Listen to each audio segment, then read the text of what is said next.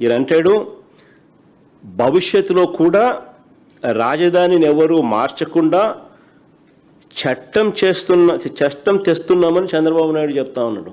భవిష్యత్తులో కూడా రాజధానిని ఎవరు మార్చకుండా చట్టం తెస్తున్నామని చంద్రబాబు చెప్తా ఉన్నాడు. ఇలా అసెంబ్లీలో వీళ్ళు చేయగలేంది మళ్ళీ అదే అసెంబ్లీలో మళ్ళీ దాని మార్పులు చేయలేరా? చట్టాల గురించి మాట్లాడే ఈ వ్యక్తి చట్ట సవరణల గురించి మాట్లాడ్డా? తెలియదా ఈయనకేమన్నా? తెలుసు, కానీ డ్రామా. ఇంతకుముందు నేను చెప్పినట్టుగా ఈ డ్రామా అంతా ఎందుకు?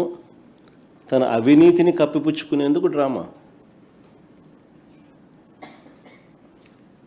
ఏ చట్టమైనా కూడా చట్టసభ ద్వారా చట్టం చేయగలుగుతుంది, చట్టంలో సవరణలు కూడా చేయగలుగుతుంది. ఇది అందరికీ తెలిసిన విషయాలే. 3 ఏళ్ల పిల్లోడు 6 ఏళ్ల పిల్లోడిని అడిగినా చెప్తారు. కానీ చంద్రబాబు నాయుడు ఏదో కొత్తగా ప్రజలకు తెలియనట్టుగా దాన్ని పక్కదోవ పట్టించేట్టుగా దాన్ని ఏదో విప్లవాత్మకంగా తీసుకొని వస్తానట్టుగా ఓ బిల్డప్, దానికి ఒక కథ. ఎందుకు అదంతా చేస్తూ ఉన్నాడంటే తన అవినీతి నుంచి టాపిక్ డైవర్ట్ చేస్తుంది.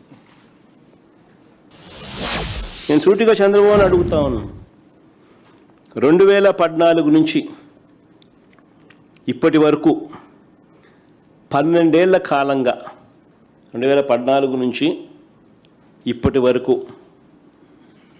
అంటే ఆయన 5 ఏళ్ళు, మళ్ళీ మధ్యలో మా 5 ఏళ్ళు, మళ్ళీ ఇప్పుడు 2 ఏళ్ళు, దాదాపుగా 12 ఏళ్ళు కాలంలో మనస్ఫూర్తిగా చంద్రబాబు నాయుడు అడుగుతాను, నువ్వు ఈ ప్రాంతంలో ఉన్నావా అని అడుగుతా ఉన్నా.